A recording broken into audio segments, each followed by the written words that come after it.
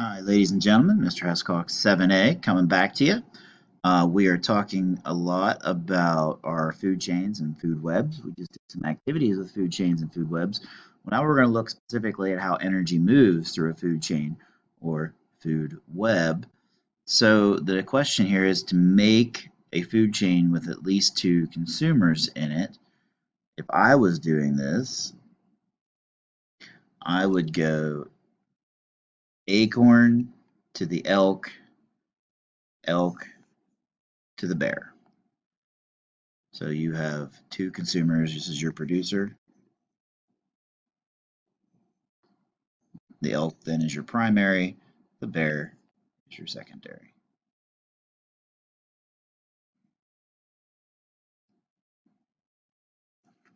So where does energy go as it moves through the food chain? You read 282, 283, and then there's some questions there to work on.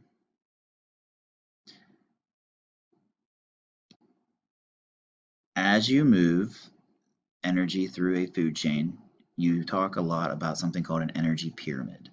An energy pyramid shows how energy moves through a food chain. Producers have the most energy.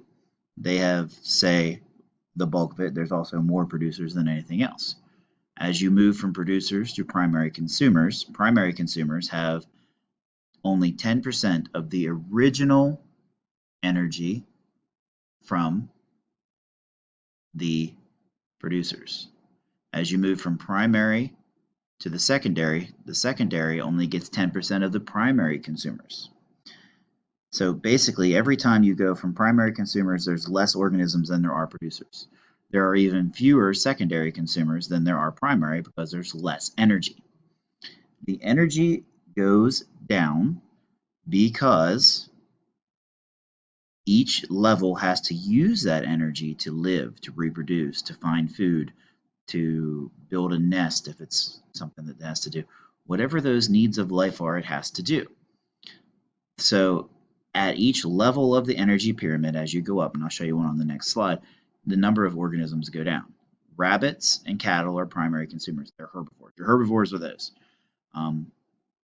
The producers are eaten by primaries. So as you work your way up, the primary consumers are going to be eaten by secondary consumers, foxes, hawks, snakes.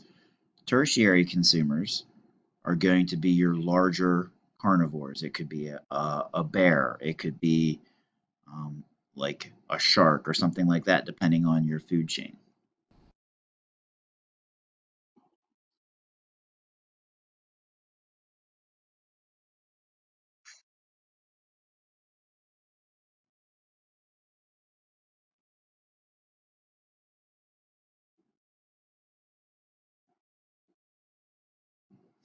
This is called a moat, and I'm starting to add some of these into your stuff for explanations at home. All you have to do is click on the links at certain times. So here you have the soils and decomposers. Those are not included as a technical part of the energy pyramid. But you do start with the photosynthetic, some sort of producers, whether that's phytoplankton in the ocean or plants on land. Your herbivores are your primary consumers. They're eating directly off of either the phytoplankton, the seaweed, the grass in your yard, if it's that case. Carnivores are going to feed. So this snake eating this squirrel makes it a carnivore. It is a secondary consumer. So if the fox eats the snake that ate the squirrel, it is a tertiary consumer.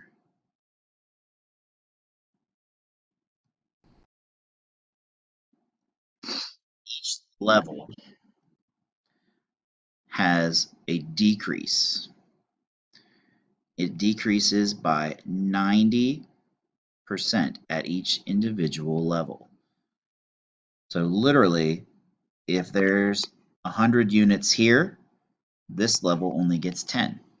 This level only gets one of those units through. And if you make it to tertiary, it is 0.1 or 1/10 of a unit.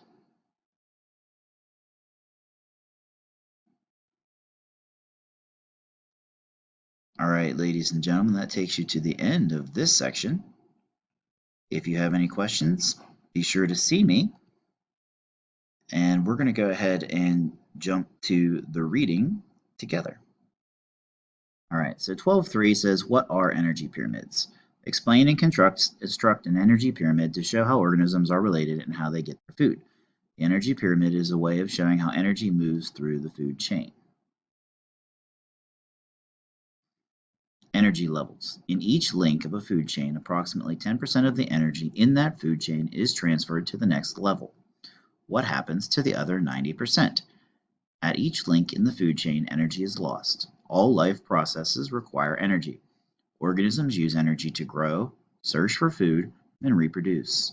So organisms store some of the energy in the food of their body, or food from food in their bodies. However, a large amount of energy in a food chain is lost into the atmosphere as heat. Think about when you run the mile, you get hot. Once energy is lost, it can never be replaced.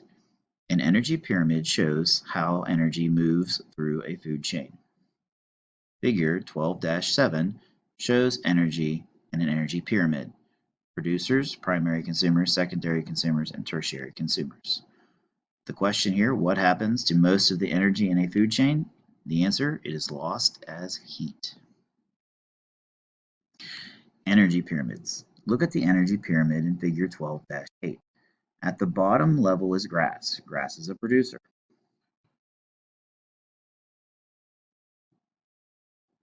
It uses energy from the sun to make its own food.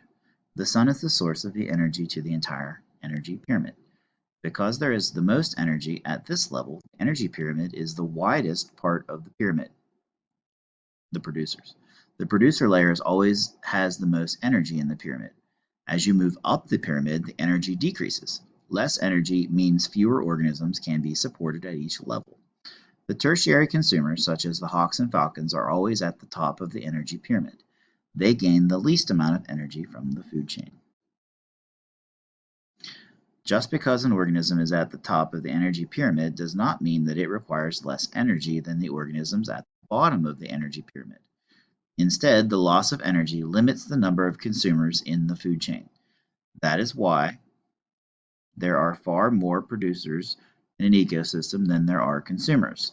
There are more primary consumers than there are secondary consumers, and there are even fewer numbers of tertiary consumers.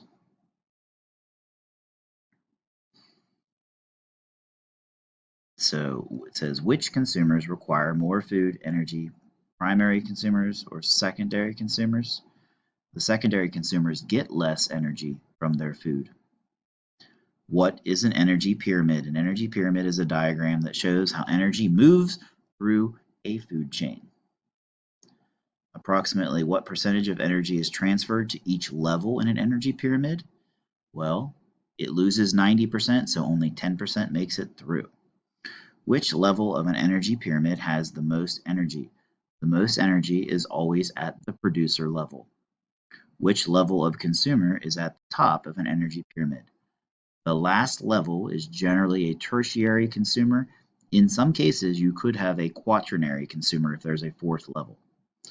Where does all of the energy in the energy pyramid come from? Most of the energy pyramids on Earth start with energy from the sun. How are food chain and energy pyramid related? The energy pyramid shows the energy and the feeding going through the food chain. Why do you think most energy pyramids have less than 5 levels? You just do not have enough energy left at those upper levels. The last one says, draw an energy pyramid on a sheet of paper. Decide which of the following organisms belongs at each level.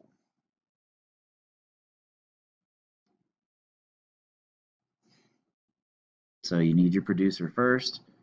I put grass at the bottom.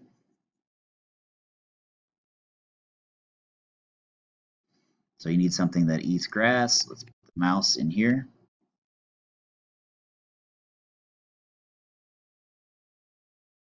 Then you need something that eats the mouse. Snake.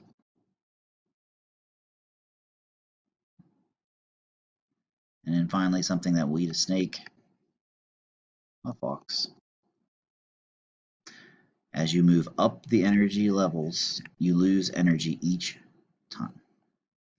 All right, ladies and gentlemen, I hope this is useful. I'm Mr. Hescox. Until next time, you guys be good, be safe. Good night.